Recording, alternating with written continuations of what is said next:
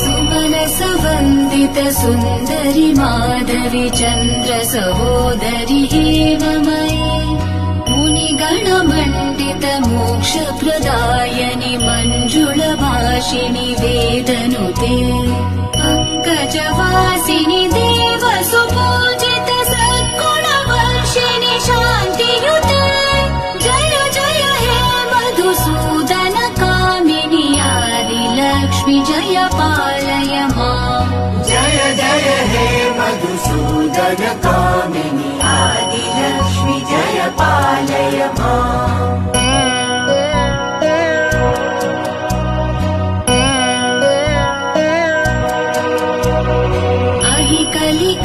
कलिकल्मषनाशिनि कामिनि वैदिकरूपिणि वेदमये